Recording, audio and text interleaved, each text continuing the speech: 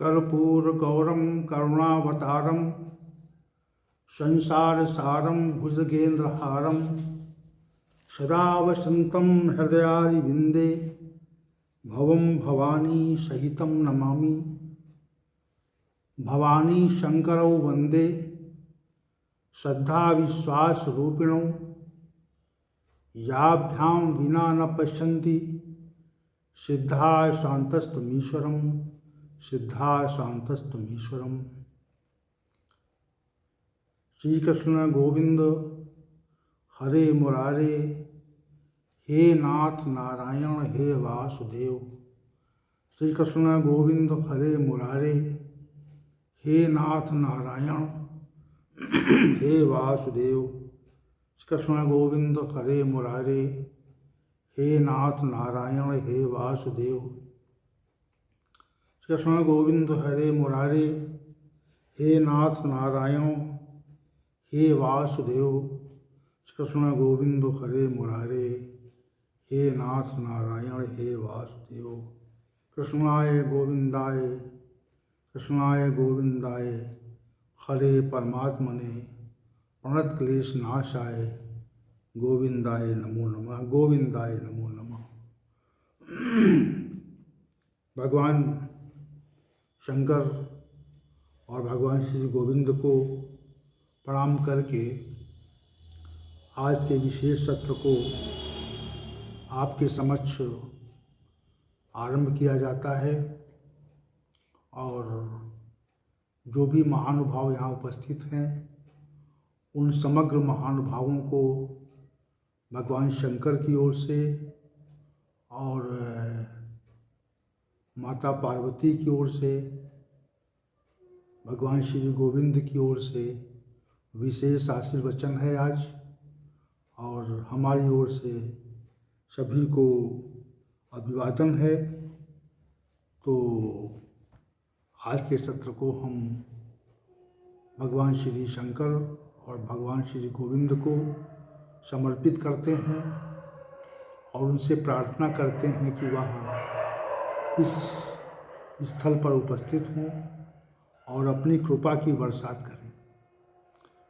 वास्तविक रूप से जैसे बरसात होती है और समग्र विश्व या वह स्थान उस वर्षा के जल से भीग जाता है, वैसे ही भगवान श्री गोविंद की जब कृपा होती है तो उस कृपा से सभी वो महानुभाव भीग जाते हैं जो भगवत गीता ज्ञान सत्र में उपस्थित होते हैं और उनकी कृपा का प्रसाद उन पर निश्चित रूप से पड़ता है और उनकी कृपा प्राप्त होती है। तो कल के सत्र में हम लोगों ने श्लोक संख्या 31 के पूर्वार्ध अंश अनादित्वात् निर्गुणत्वात् परमात्मा अयम अव्यय, वह परमात्मा अविनाशी है और अनादि होने से और निर्गुण होने से, इस विषय पर कल व्याख्यान रहा था। आज का व्याख्यान जो है वह इसके उत्तरार्ध अंश पर है। शरीर स्थ है अपि कौन्ते न करोति न लिप्यते, इस विषय पर आज हम चर्चा को केंद्रित करेंगे। श्री भगवान ने कहा कि 3 गुण परमात्मा के अंदर विशेष रूप से, एक अविनाशत्व का गुण और दूसरा अनादि होने का गुण और तीसरा निर्गुण, 3 गुण। क्योंकि निर्गुण होना भी एक गुण है, गुण नहीं है, गुण नहीं है तो गुणों का न होना भी एक गुण है। आदि नहीं है तो आदि का न होना भी एक गुण है।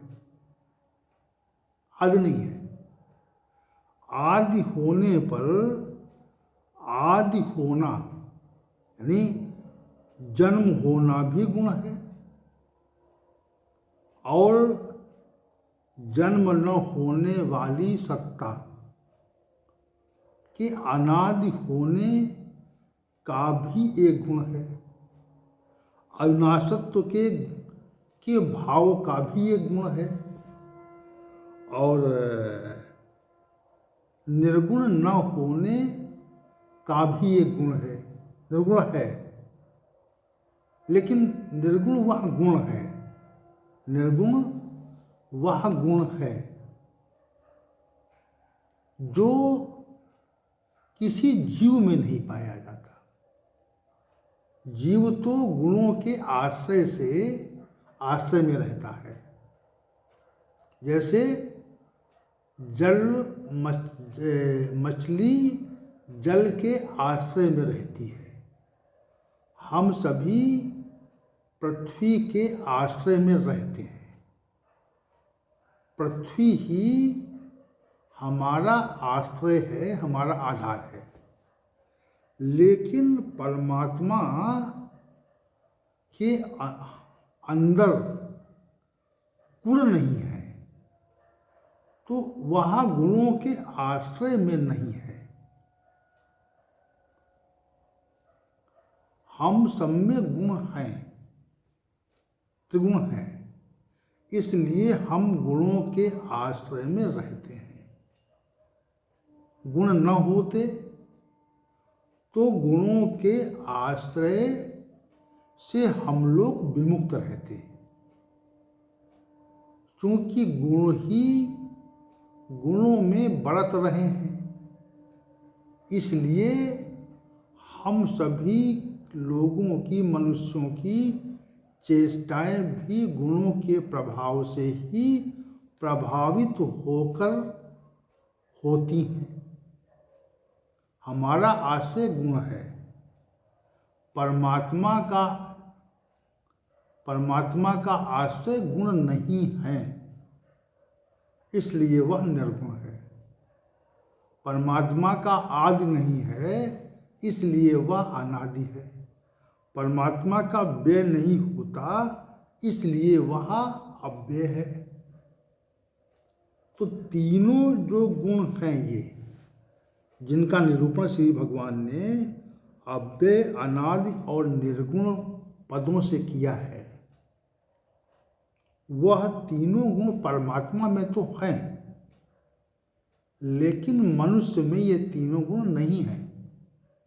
न तो उसमें अविनाशी होने का गुण है, न उसमें अनादि होने का गुण है, और न उसमें निर्गुण होने का गुण है। तीनों गुण नहीं है। मनुष्य में तीनों गुणों की अनुपलब्धता है। तीनों गुण मनुष्य में उपलब्ध नहीं है। लेकिन श्री भगवान कहते हैं कि परमात्मा में तीन गुण हैं, तीनों गुण हैं। अविनाशी गुण भी है, अनादि होने का गुण भी है, और निर्गुण होने का भी गुण है। तो इन तीनों गुणों से युक्त परमात्मा शरीर स्थित है, शरीर में रहता है, शरीर में स्थित है। स्थित होने पर गुण, तीन गुण हैं। शरीर इस शरीर में तीनों गुण नहीं हैं। न तो हम अविनाशी हैं, न तो हम अनादि हैं, और न तो हम निर्गुण हैं। लेकिन यह शरीर अविनाशी, निर्गुण और अनादि गुणों के न रहने पर भी वह अविनाशी, अनादि और निर्गुण परमात्मा हमारे अंदर रहता है, शरीर स्थित है। विशेष बात है, जैसे जल जल में रहता है, जल जो है, जल का जो बहाव है वह जल की स्रोत की ओर होता है। जल जल में मिल जाएगा, पृथ्वी पृथ्वी में मिल जाएगी, घटाकाश घटाकाश घट के टूटने पर आकाश में मिल जाता है, अग्नि अग्नि में मिल जाती है, वायु वायु में मिल जाती है। क्योंकि वायु, जल, अग्नि, आकाश आदि तत्व अपने तत्वों को ही ग्रहण कर लेते हैं, समझिए आप।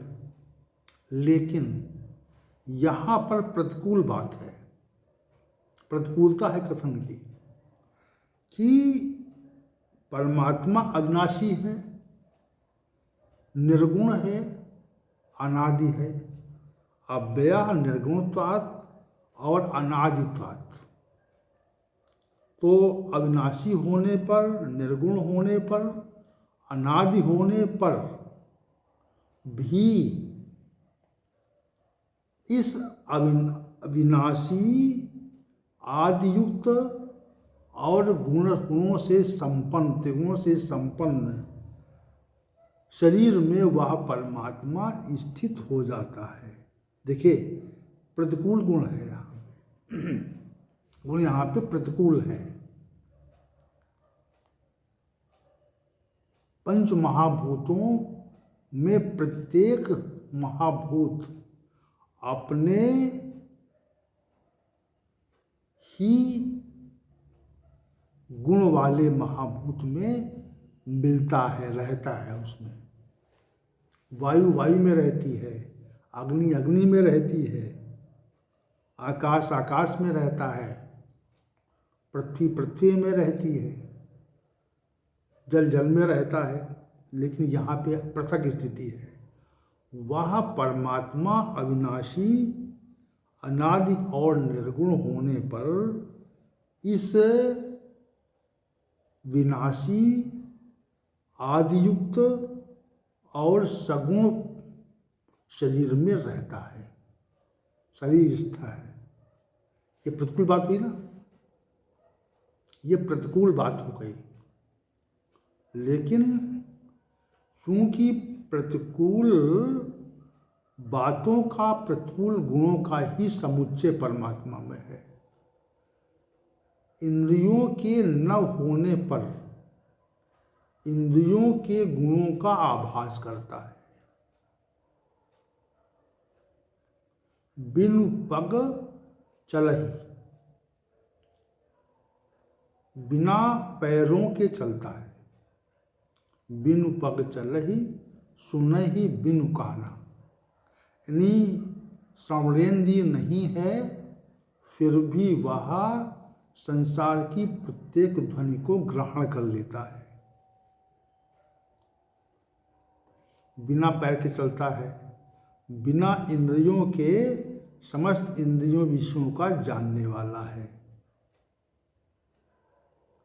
गुणों के न रहने पर भी गुणों का भोगता है।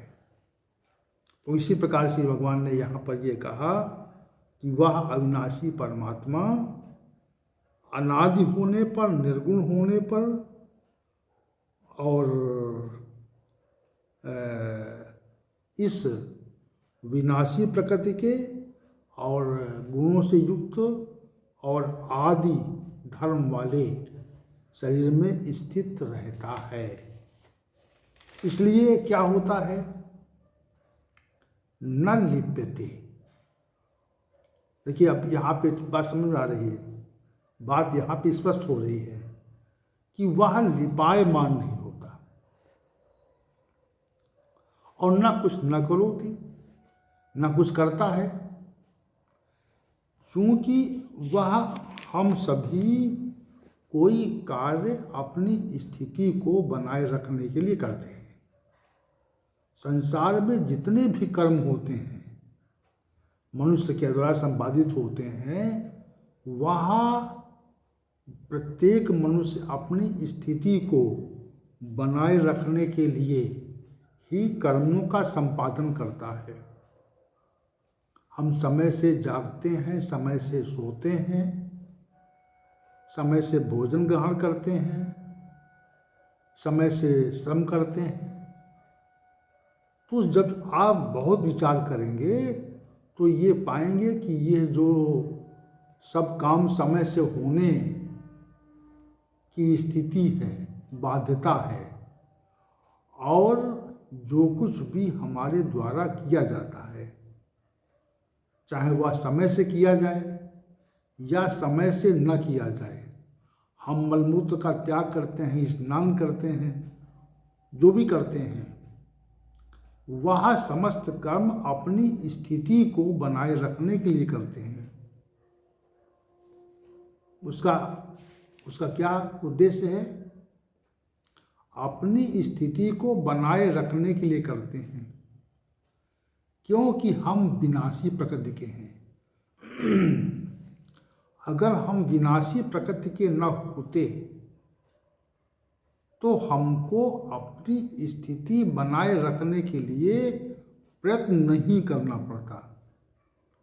एक मकान के निर्मित हो जाने पर, कुछ वर्ष बीत जाने पर उसके मरम्मत की आवश्यकता पड़ती है, उसके रखरखाव की आवश्यकता प्रतीत होती है, क्योंकि वह अविनाशी प्रकृति का है। उसी प्रकार शरीर विनाशी प्रकृति का है, इसलिए उसको उसकी स्थिति बनाए रखने के लिए हमें शरीर को कुछ न कुछ समय से करना पड़ता है। सामाजिक स्थिति के लिए श्रम करना पड़ता है, और जीवित रहने के लिए हमको भोजन, निद्रा और समय से उठना, जागना, मलमूत्र त्यागना, औषधि लेना, ये सब करना पड़ता है। ना करोती नहीं है यहाँ पे करोती है। लेकिन परमात्मा चूंकि अविनाशी है, इसलिए उसको कुछ नहीं करना पड़ता। और फिर यदि जब वह इस विनाशी शरीर में भी आ गया है, तब भी वो कुछ नहीं करता। विशेष बात, न करोति, क्यों करे? उसे कर्म करने की आवश्यकता क्या है, इस पे विचार कीजिए आप। न करोति, नहीं करता। हम क्यों करते हैं? हम इसलिए कर्म करते हैं क्योंकि हम जीवित रहें। हम यदि अगर 2-3-4 दिन न सोएं, जागते रहें, तो हमको जीवित रहना भी मुश्किल हो जाएगा। हमको लगेगा कि हम बिना सोए हम जीवित नहीं रह पाएंगे। हम 10-15 दिन भोजन न करें तो हमको जीवित रहना कठिन हो जाएगा। इसलिए हम अपनी स्थिति को बनाए रखने के लिए करोति, करते हैं। परमात्मा चूंकि उसको अपनी स्थिति नहीं बनानी है, वो अविनाशी है, तो वह आपके शरीर में तो आ गया, रहता है, लेकिन वह अविनाशी भाव से रहता है, वह अनादि भाव से रहता है। उसमें जो क्रियाशीलता इसलिए नहीं है क्योंकि वह निर्गुण है, तो क्रियाशीलता कहाँ है? शरीर में रहकर न करोति, नहीं करता। हम करते हैं, हम कार्यों का संपादन करते हैं, इसलिए करते हैं कि हमको अपनी स्थिति बनाए रखनी है। परमात्मा की स्थिति तो अविनाशी स्थिति है, वो बनी हुई है। हमारी स्थिति विनाशी है, इसलिए विनाशी स्थिति कुछ समय चलती रहे, हम विनाशी स्वभाव के हैं, गुण वाले हैं, कुछ समय हम चलते रहें, इसलिए हमको कर्म करना पड़ता है। लेकिन परमात्मा पर ये नियम लागू नहीं होता। अनादित्वात् निर्गुणत्वात्, वह अनादि है, गुण नहीं है। क्रियाएं तो गुणों से होती हैं ना, जितनी क्रियाएं होती हैं विश्व में वो सब गुणों के आश्रय से होती हैं। सात्विक गुण से के आश्रय से क्रियाएं अलग होती हैं, पृथक प्रकार की होती हैं। रजोगुण के प्रभाव से पृथक प्रकार की क्रियाएं होती हैं, तमोगुण के प्रभाव से अलग प्रकार की क्रियाएं होती हैं। तो समग्र क्रियाएं त्रिगुणों से ही होती हैं। त्रिगुणों के अतिरिक्त कुछ क्रियाएं नहीं होती। त्रिगुणों के प्रभाव से ही मनुष्य नाना प्रकार की चेष्टाएं और क्रियाएं करता है। लेकिन जब वो निर्गुण है, गुण विहीन है, तो उसे क्रिया करने की कोई आवश्यकता नहीं पड़ती। न करोति और न लिप्यते, न तो वो कुछ करता है और न ही लिप्त होता है। तो उसमें न तो कुछ करने का गुण है और न ही लिप्त होने। दूसरी बात कही है न लिप्यते, लिपायमान भी नहीं होता। जैसे हम कर्म करते हैं तो लिप्त होते हैं। 5 मिनट। हम जब कर्म करते हैं तो लिप्त होते हैं।